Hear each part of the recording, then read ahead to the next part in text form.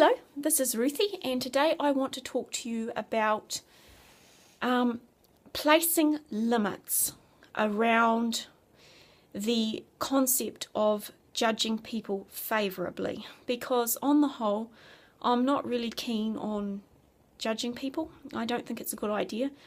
People do not all weep the same. Sometimes someone who sounds very, very angry is actually just overwhelmed with grief and they're broken, and they just need a lot of love and understanding, and they need patience.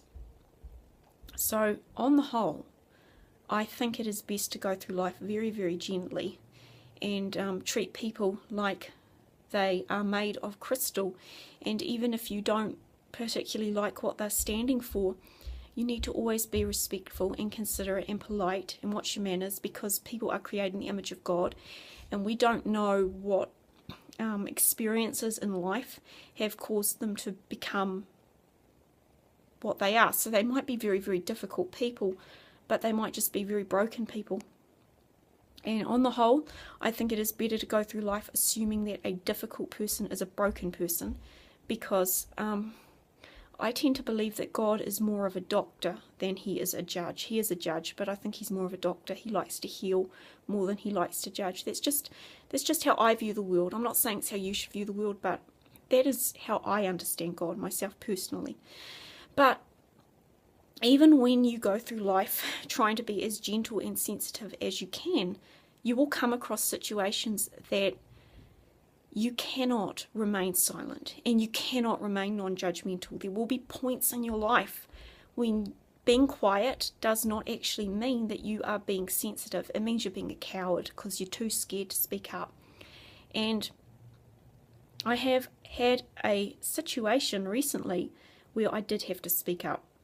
A few years ago, when I moved to Australia, I ended up working for a woman, an elderly woman. I did not know it at the time, but I found out later that she was a Nazi.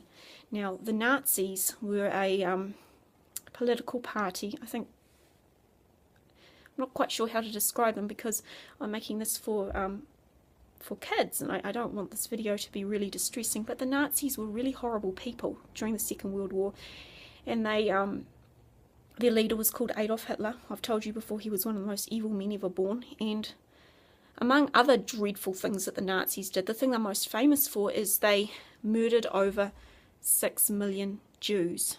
And I guess when you're raised in New Zealand as a Christian, one of the first things you get taught is that God's firstborn nation is the Jewish people. He promised Abraham that he was going to make a nation that would bring light to the world, and he did. He created the Jewish people, and it's through the Jews that we get the Bible.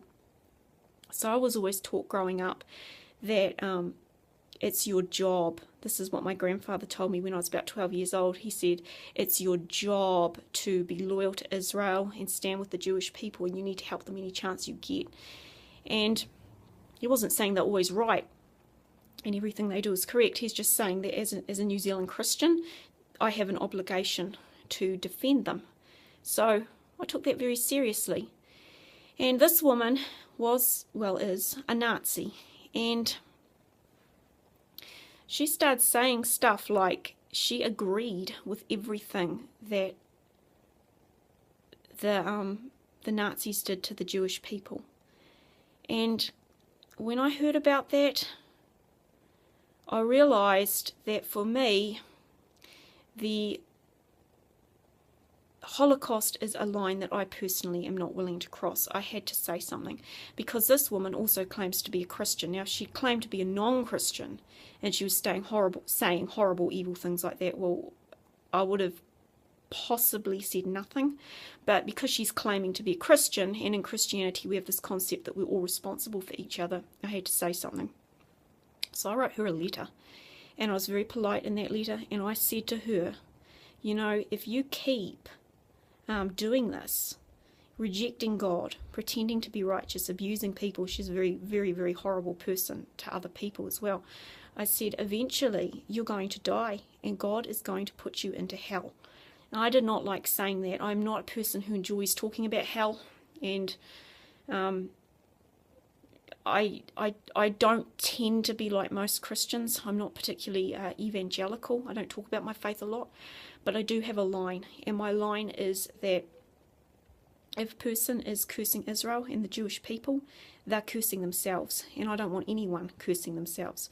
So I had to write to her and tell her, you say you're a Christian. Well, let me tell you what Christianity teaches. Christianity teaches if you keep this up, cursing the Jewish people, you're going to find yourself cursed. You need to stop it. And I did not enjoy writing that letter. That was a horrible letter to write. But, excuse me, I had something pop up.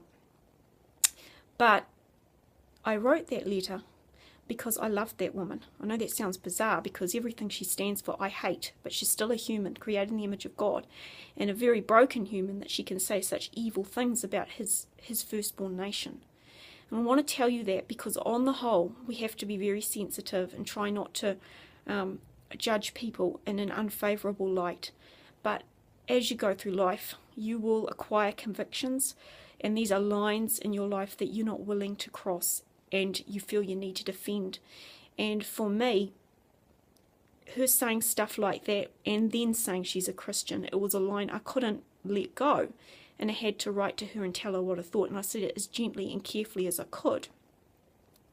Because there is a point in life when keeping silent is not being non-judgmental, it's actually being cowardly. And the Bible forbids that we be cowards. And how do we know whether we should say something or shut up? Again, the answer is simple. You have to ask God. Only God can actually tell you. And in this case, I really felt He was telling me to send that letter, so I sent it, even though I didn't want to.